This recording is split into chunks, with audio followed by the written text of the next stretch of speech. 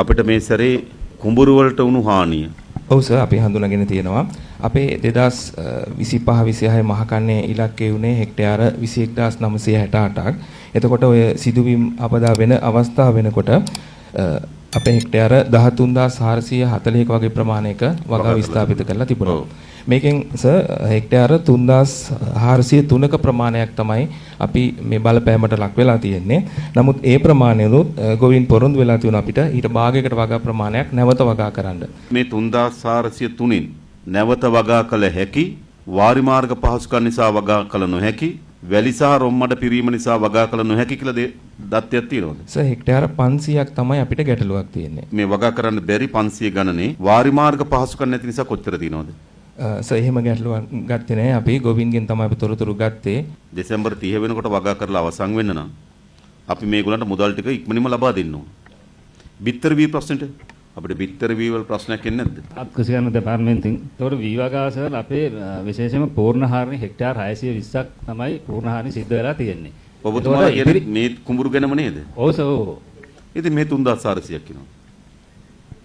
මේක sir අමාත්‍යාංශ data තමයි මම කියන්නේ.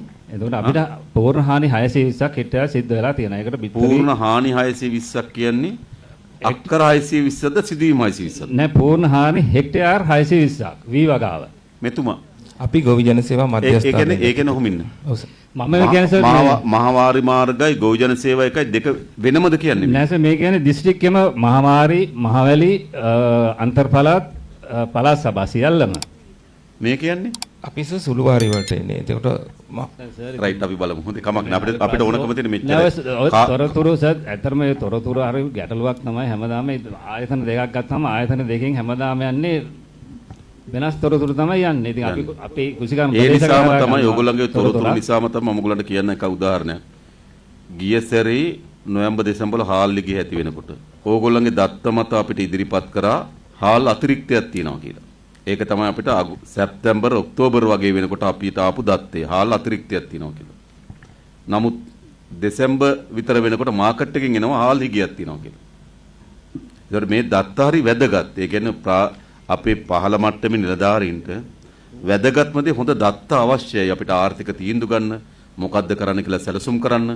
දැන් අපිට දත්තයක් ඕනනේ. අපිට මේ දත්තේ වැදගත් මොකද්ද? එකක් අපි මේ ගොවීන්ට මේ මුදල් ප්‍රමාණය ලබා දෙන්න මේ දත්තය අවශ්‍යයි. දෙක ලබා දෙන මුදල කොච්චරද කියලා තීරණය කරන්නත්. ඒක භාණ්ඩාගාරයට කොච්චර වැයබරක් දරා ගන්න පුළුවන්ද කියලා තීරණය කරන්නත් අපිට මේ දත්තය අවශ්‍යයි. අපිට මේ ප්‍රමාණය අඩු වෙනවා වැඩි දීමනාවක් දෙන්න පුළුවන්. ඒ ප්‍රමාණය වැඩි නම් අපේ දීමනාව යම් ප්‍රමාණයට අඩු වෙනවා. ඒ ඔක්කොම අපි දත්ත මතනේ තීරණය කරන්නේ.